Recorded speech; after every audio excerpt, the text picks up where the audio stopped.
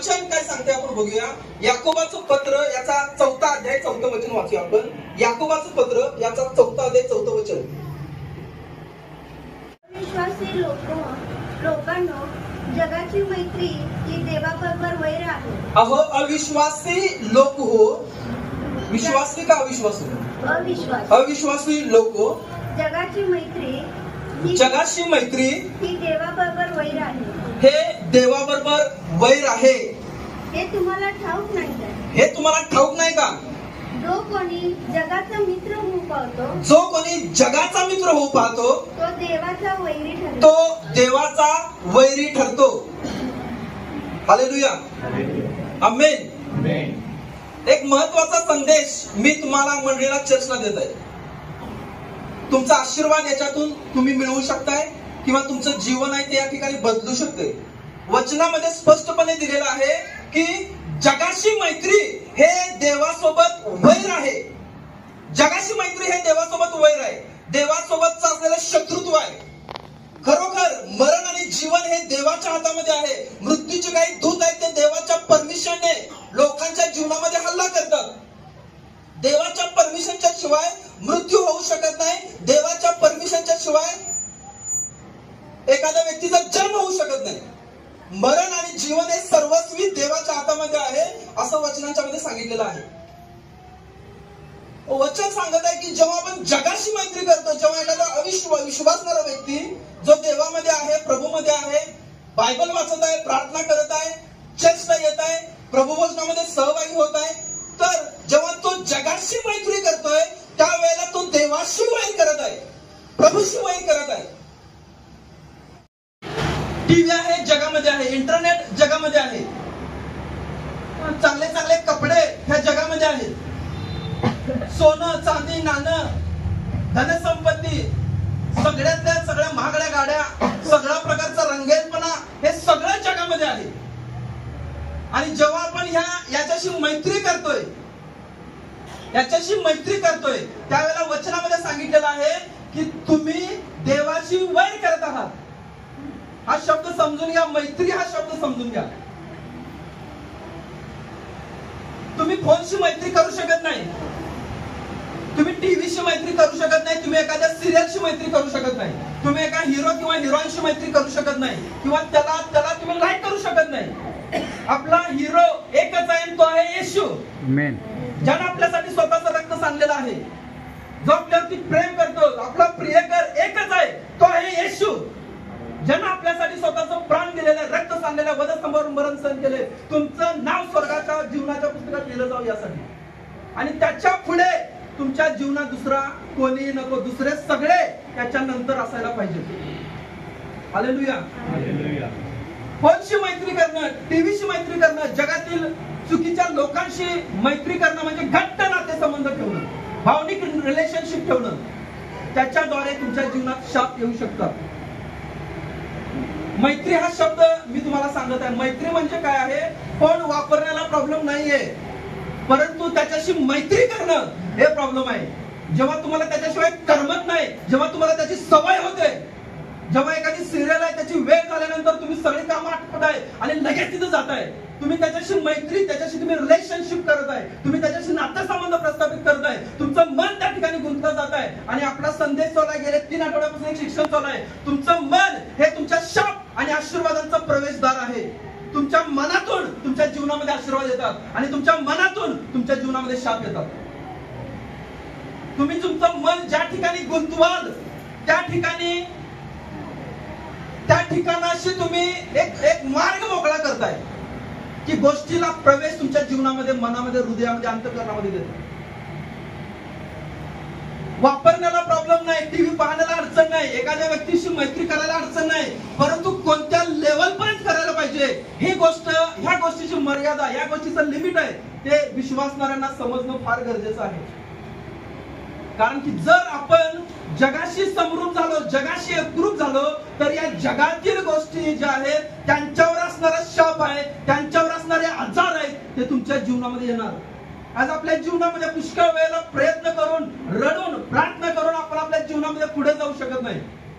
कुठेतरी पकड घेतलेली आहे आणि ते पकड तुटणं, ते पकड ढिली होणं आपल्यापैकी प्रत्येक जण कुठल्या ना कुठल्या तर एका मोठ्या समस्येतून जात आहे आणि तुम्ही रडत आहे, प्रार्थना करताय, देवा एक गोष्ट माझ्या जीवनामध्ये कर, मला तुझ्यापासून काय नको प्रभू. वर्षानुवर्ष त्या एका गोष्टीमध्ये रखडले गेलेले आहेत, आपल्याला तिथून पुढे जाता येत नाही. का? कारण की त्या ठिकाणी दुरात्म्याने एक होल्ड ठेवलेला आहे, पकड घेतलेला आहे आणि त्या दुरात्म्याला कुठून तरी आपण परवानगी दिलेली आहे आपल्या जीवनामध्ये काम करण्यासाठी.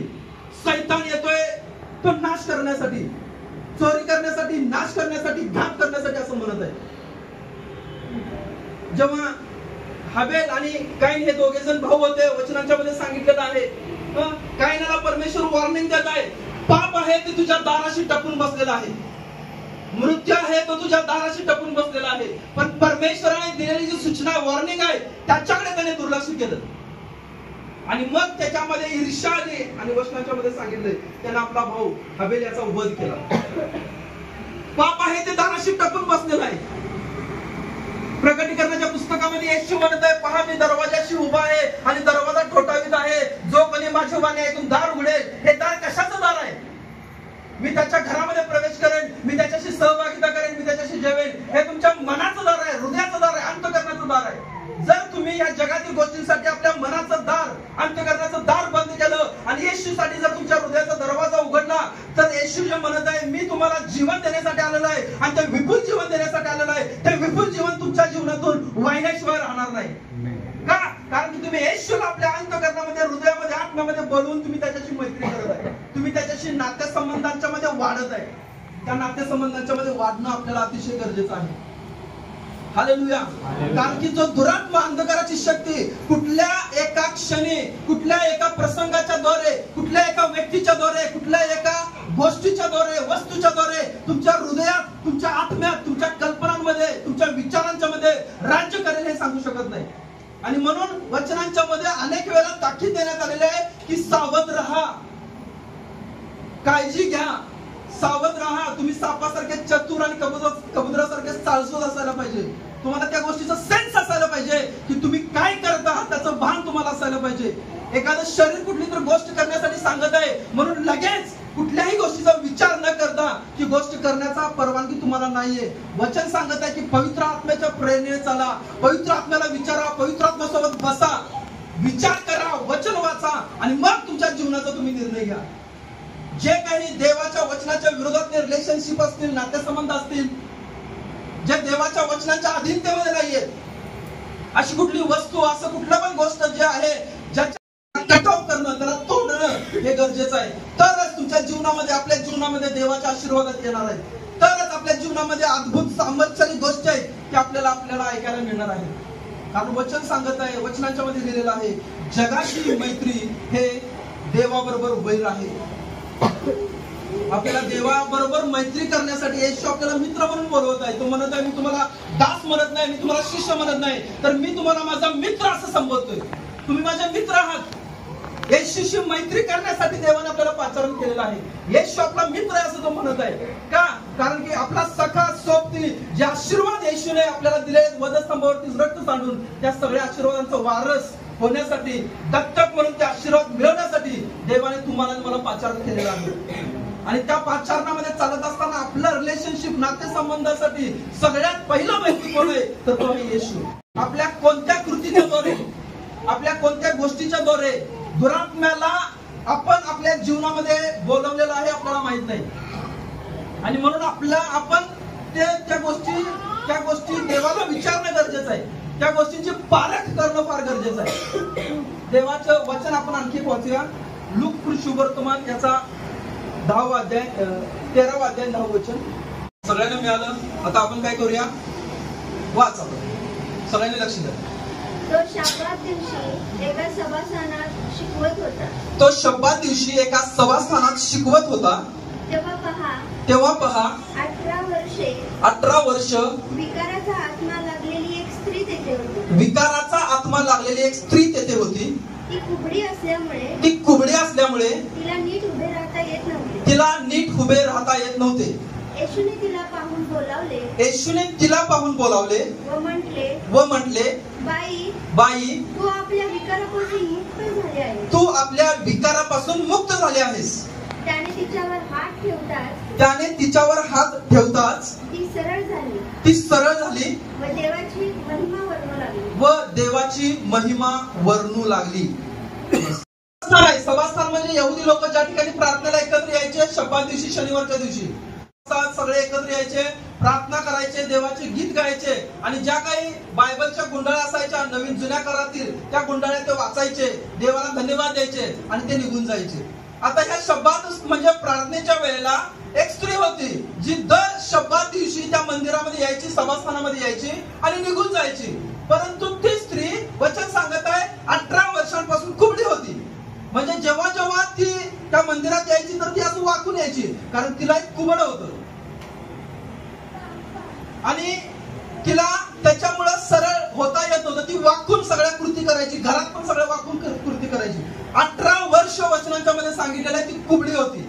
18 वर्ष त्या कुबडाचं ओझं घेऊन ती तिच्या घरामध्ये कामं करायची. 18 वर्ष त्या कुबडाचं ओझं घेऊन ती त्या देवाच्या मंदिरात यायची. आणि येशू त्या सभास्थानामध्ये गेला आणि वचनांच्या मध्ये सांगितलेलं आहे येशूने त्या स्त्रीला म्हणाला, येशूने त्या स्त्रीला स्पर्श केला आणि त्याने त्या विकाराचा आत्मा जो आहे, जो दुरात्मा होता, ज्या त्या स्त्रीला लागलेला होता, ज्या स्त्रीच्या जीवनामध्ये होता, ज्याने तिला कुबडामध्ये ठेवलेलं होतं, त्या दुरात्म्याला येशूने धमकावलं आणि त्या क्षणी तो दुरात्मा त्या स्त्रीला सोडून निघून गेला आणि ती स्त्री सरळ झाली.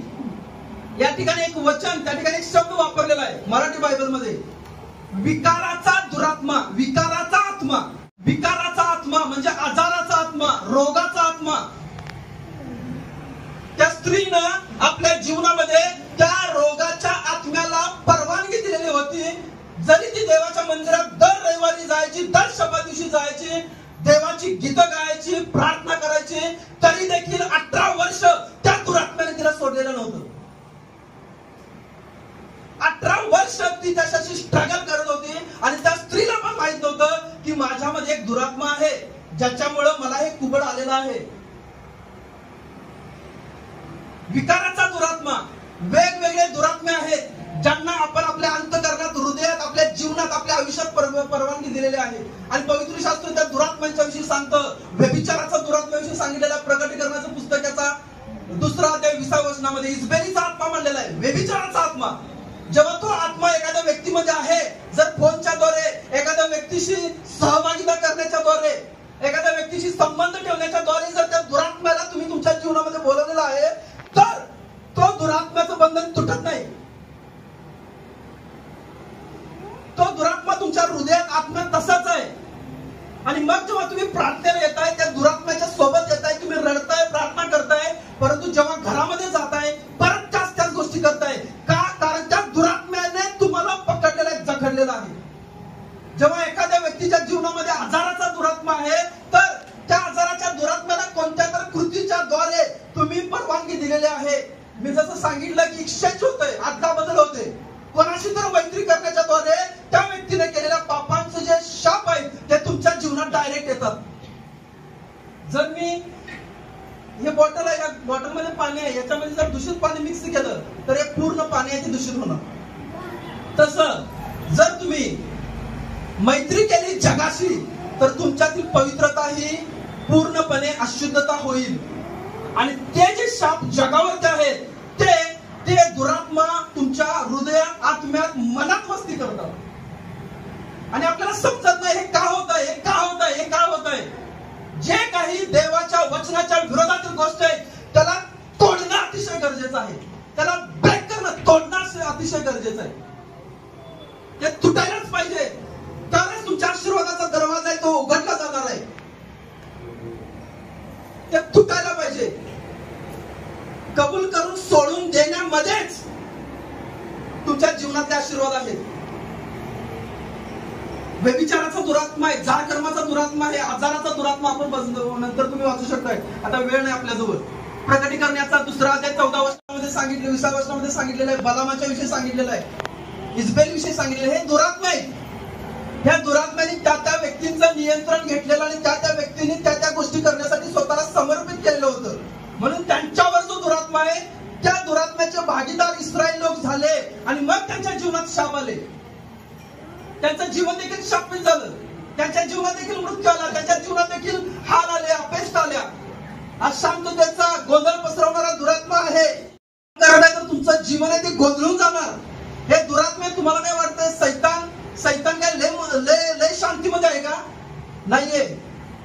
लुसिफर जेव्हा स्वर्गामध्ये होता आणि जेव्हा त्याला पृथ्वीवरती खाली टाकून देण्यात आलं, देवाने त्याला शापित केलेलं आहे.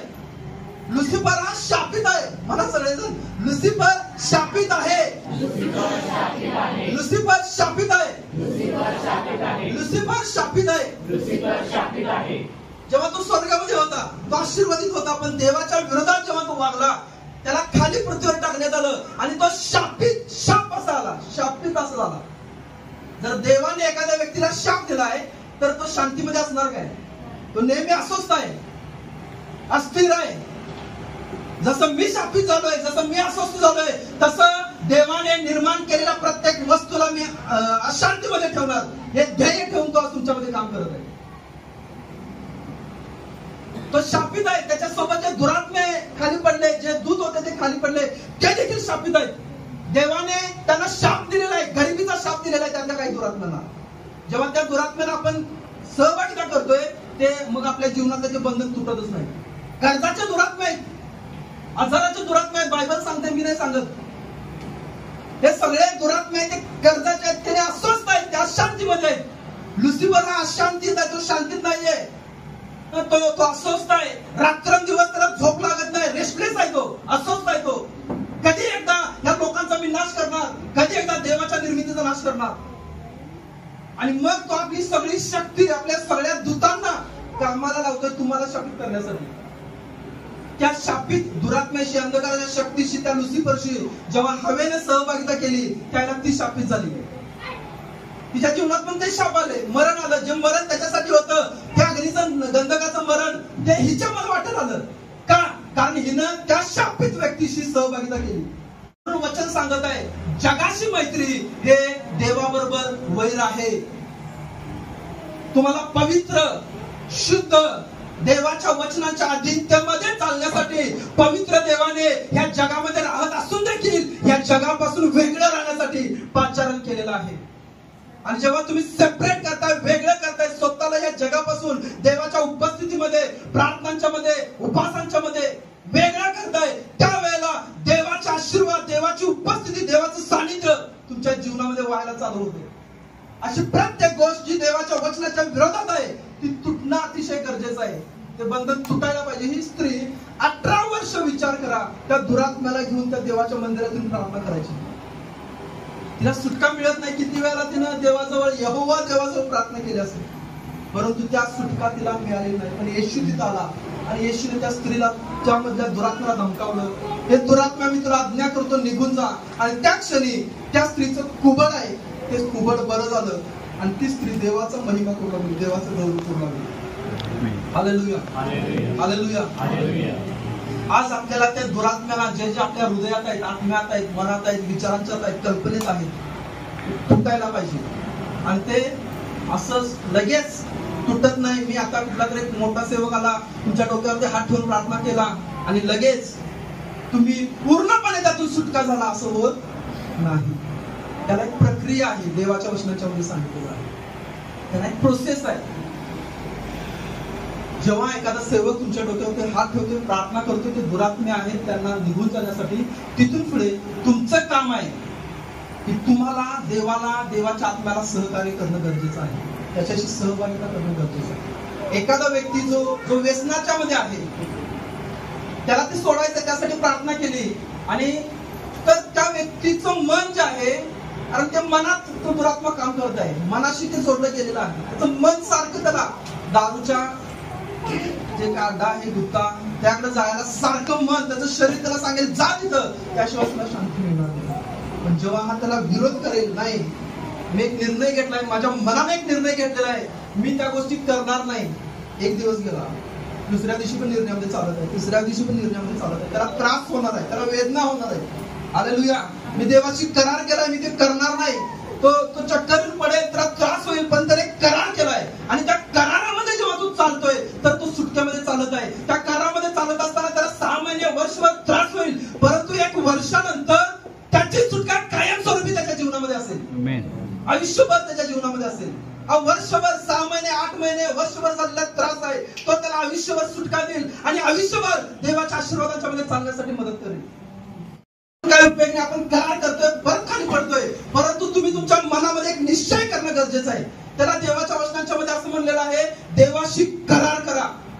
दुसऱ्या इतिहासाचा 7वा अध्याय 14 वचनामध्ये देवाचं वचन सांगत आहे, ज्या माझ्या लोकांना मी माझं नाव दिलेलं आहे त्या माझ्या लोकांनी नम्र होऊन, दीन होऊन आपल्या पापांची कबुली दिली आणि ते पाप सोडून दिले, आपले मार्ग बदलले, तर मी त्यांच्या देशातून क्लेश नाहीसे करीन.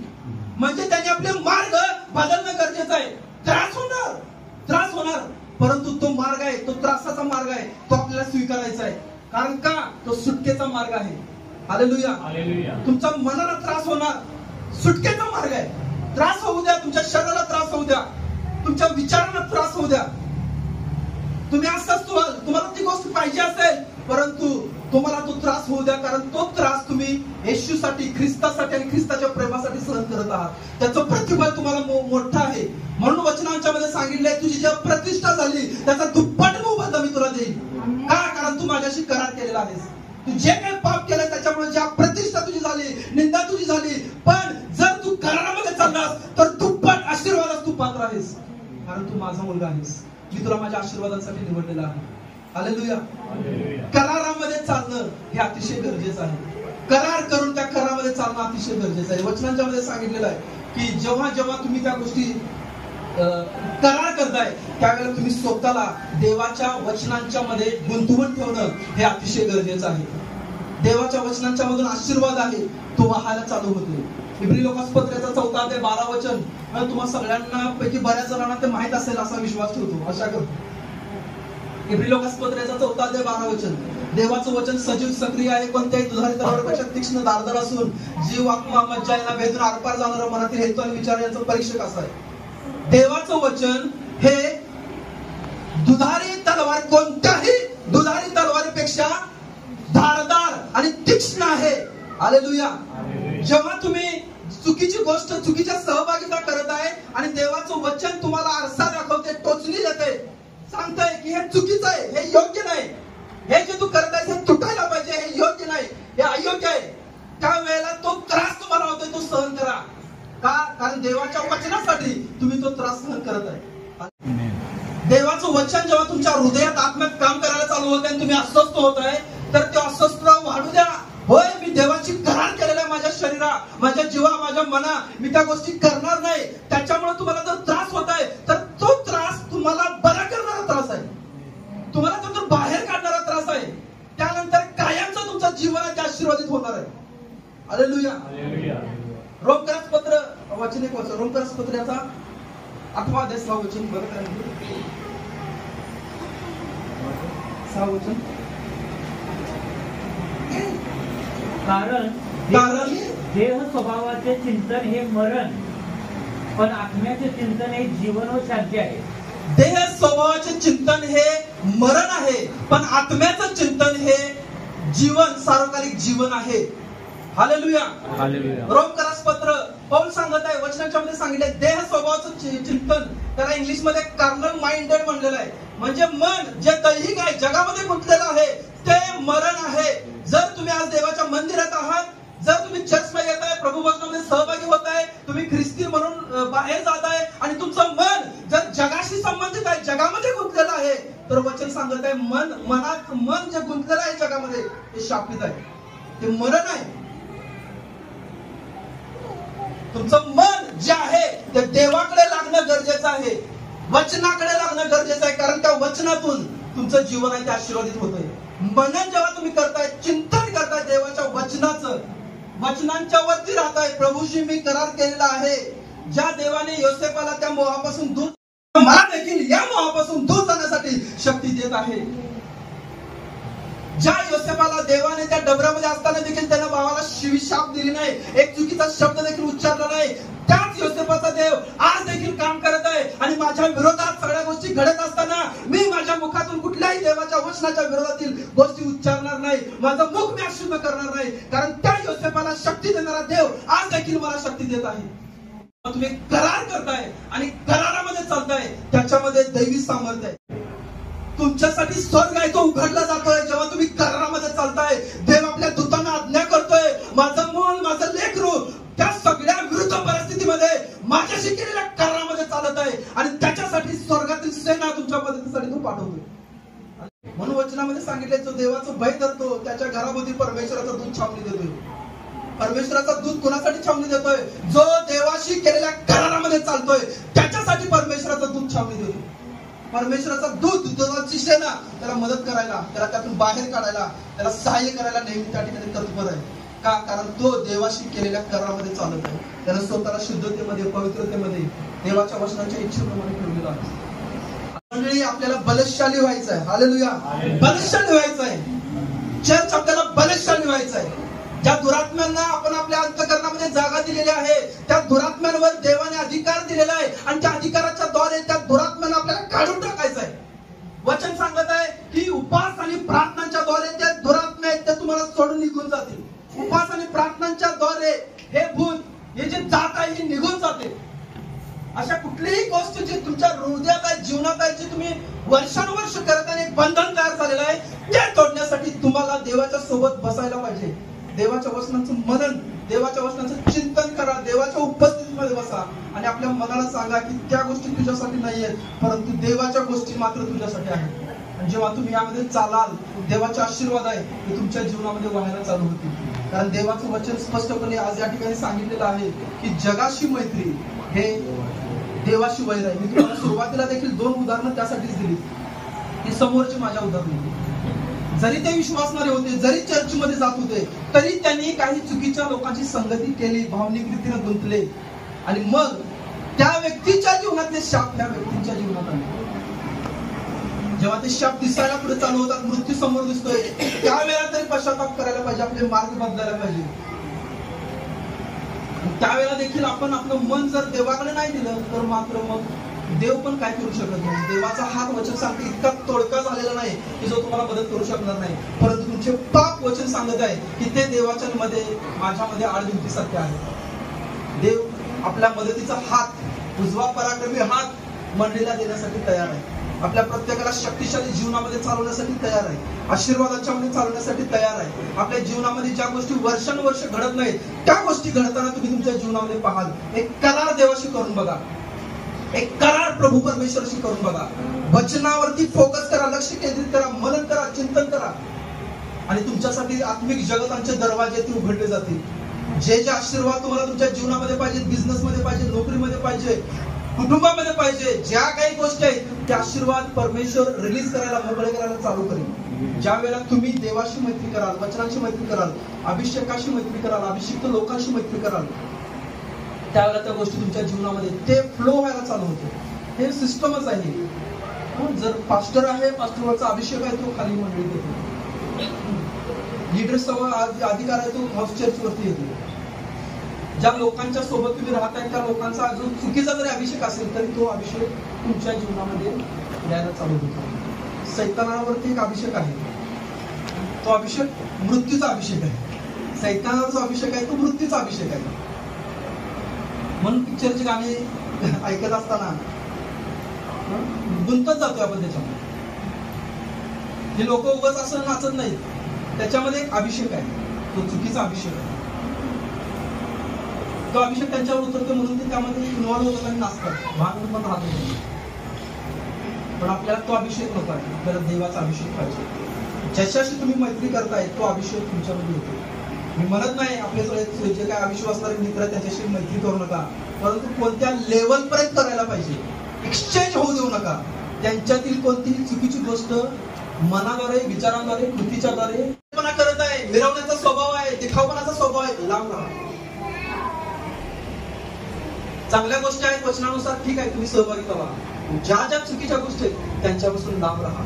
कारण त्या चुकीच्या गोष्टींचा अभिषेक, त्या चुकीच्या गोष्टींचा शाप तुमच्यामध्ये येणार.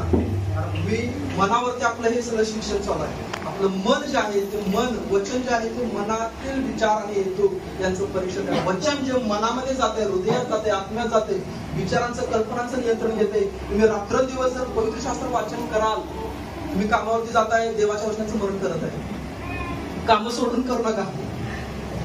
कामावरती असताना वचन मनन करा. प्रार्थना, कामावरती असताना तुम्ही प्रार्थना करताय, तुम्ही मनातून अंतःकरणातून. जे काय 8 तास आहे ते कामाला दिले आणि उरलेला वेळ काही 3-4 तास देवासोबत वेळ घालवला, म्हणून चिंतन केलं, तर देवाची उपस्थिती, देवासाठी तुम्ही एक दरवाजा उघडताय, प्रभूसाठी एक दरवाजा उघडताय. देव त्या दरवाजाने आत येते, पवित्र देवाचा आत्मा त्या दरवाजाने आत येते आणि आपल्या जीवनामध्ये देवाच्या आत्मा सामर्थ्य गोष्टी ते करायला चालू होतं. मन हे दरवाजा आहे ज्याच्याद्वारे सैतान किंवा देव तुमच्या हृदयात आपल्याला प्रवेश करतो. आणि म्हणून आपण गेल्या वेळेला वचन रोमपत्राचं 12 वचन वाचलं की मनाच्या नवीनीकरणाप्रमाणे स्वतःचं रूपांतर होऊया. देवाची इच्छा आहे तुमच्यामध्ये बदल व्हावा, पण त्याची सुरुवात तुमच्या मनातून होते. तुम्ही काय वाचताय, तुम्ही कुणासोबत राहताय, तुम्ही काय विचार करताय, कल्पना करताय.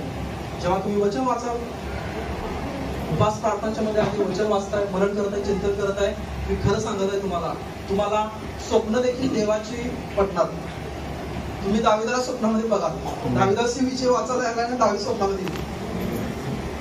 मोशेविषयी वाचायला आलाय, मोशे स्वप्नात येईल. योसेफाविषयी वाचायला, योसेफ स्वप्नात येईल. येशूविषयी वाचत आहे, येशू स्वप्नात येणार.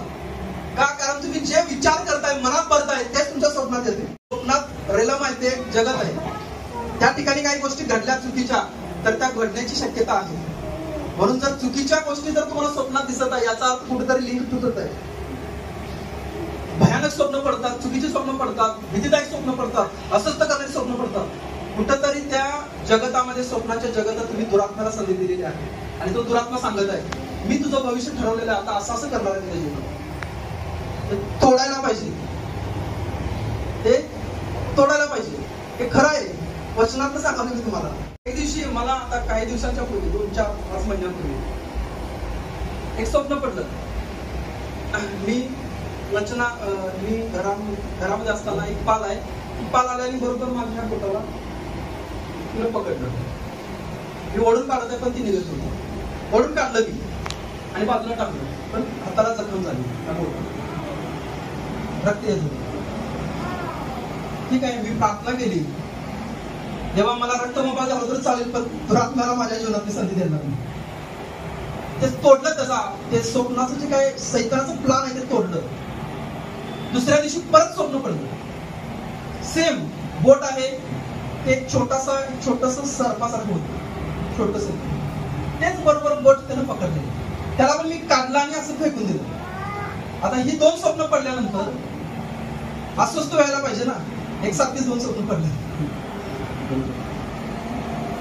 मी देवासोबत बसलो, प्रभूला विचारलं, देवा काय ऍक्च्युअली मी माझी जी स्वप्न भयानक मला पडतात ती मी गीतांजलीला पण सांगत नाही. काय? कारण सांगण्याच्या द्वारे ती कदाचित विचार करेल आणि तिच्यामध्ये ते स्पिरिट काम करेल. कारण मन विचार करण्याच्या द्वारे ते स्पिरिट काम करत असते. मी देवाच्या वचनावर विश्वास ठेवला, मी बघितलं काही चुकीचं आहे का, देवाला सांगितलं, पवित्र देवा, पवित्र प्रभू, मला तर काही चुकीचं दिसत नाही, परंतु हे बोट हे अधिकाराचं प्रतीक आहे देवा. हे बोट अधिकाराचं प्रतीक आहे आणि मी माझा दुरात्म्यांच्यावरचा अधिकार किती पण मला त्रास दिला तरी मी गमावणार नाही. त्याने मला पकडलं, त्याने मला त्रासात टाकलं, त्याने मला निंदा केली, मी तो अधिकार गमावणार नाही देवा. मी त्याला ओढणार आणि टाकून देणार प्रभू, मला त्रास झाला तरी चालेल. मी स्वीकारलं देवाचा अधिकार.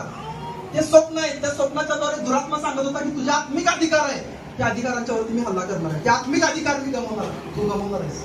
परंतु ते आत्मिक अधिकारांच्या वरती मी त्याच्यावरती अधिकार घेतला. परत स्वप्न मला पडलं. परत काही दिवसांच्या पूर्वी स्वप्न पडलं, चर्चमध्ये कोबरा आहे, गुरुपडी काढलेला. चर्चमध्ये एका व्यक्तीनं काय केलं, मी सांगितलं कोबरा दिसत आहे, तरी गेटला एक दगड बरोबर तिला मारला आणि तो बरोबर चर्च मधून बाहेर पडला. दुरात्मा, अंधकाराची शक्ती, देवाने सांगितलं की मी तुला विजय दिलेला आहे. Hallelujah, hallelujah. स्वप्नांच्या, आपली काही स्वप्न आहेत ते जगत आहे ना, त्याच्यामध्ये दुरात्म्याला आपण कधी कधी संधी देतोय आणि तो तुमच्या भविष्याचे प्लॅन करणारा दुरात्मा नाही, तुमच्या भविष्याचा प्लॅन करणारा एकच आहे आणि तो आहे येशू. तुमच्या भविष्यावर फक्त येशूचा अधिकार आहे, कारण येशूने त्याच्या रक्ताने, त्याचं रक्त सांडून तुम्हाला विकत घेतलेला आहे. तुम्ही मौल्यवान आहात. तुमचा जीव, शरीर, आत्मा, विचार, मन, कल्पना, भावना, इच्छा, शरीरातील प्रत्येक अवयव याच्यावर फक्त आणि फक्त येशूचा अधिकार आहे. आणि म्हणून याच्याद्वारे तुम्ही त्या प्रभूचं गौरव करा, प्रभूच्या वचनाचं चिंतन करा, प्रभूच्या वचनाचं मनन करा. तो परमेश्वर तुम्हाला त्या दुरात्म्यांच्यावरती अधिकारामध्ये चालवेल. तुमच्या जीवनातल्या समस्या आहेत, अतिशय छोट्या समस्या आहेत, पण आपण त्याला टॉलरेट करत आहे, आपण त्याला होऊ दे, भक्ताई नंतर होईल सॉल्व, आपोआप होईल असं बघत आहे. त्याच्यावरती हल्ला करा, बसा, करार करा प्रभूशी, आणि निश्चितपणे तुम्ही बघाल की परमेश्वर त्या भागामध्ये दैवी सुटका तुम्हाला दिलेली आहे. अशी सुटका ते दुःख तुमच्या जीवनात तिथून पुढे राहणारच नाही. त्याच्यावर कायमचा अधिकार परमेश्वर तुम्हाला प्रस्थापित करेल. आणि तसे दुःखी त्रासलेले जे तुम्ही त्याच्यावरती विजय मिळवलाय असे लोक तुमच्याकडे येतील, तुम्ही प्रार्थना कराल आणि त्या व्यक्तीला देखील सुटका मिळेल. कारण त्या दुरात्म्यावरती तो अधिकार परमेश्वराने तुम्हाला दिलेला आहे. हालेलुया. जगाशी मैत्री करू नका, देवाच्या वचनाशी मैत्री करा, प्रभूशी मैत्री करा, आणि देवाच्या आशीर्वादातील आपण सगळेजण डोळे बंद करूया आणि प्रभूच्या सानिध्यामध्ये जाऊया. या वेळेमध्ये आपण प्रभू वचनाच्या विधीमध्ये जाणार आहे. हा एक पवित्र विधी आहे. या क्षणापर्यंत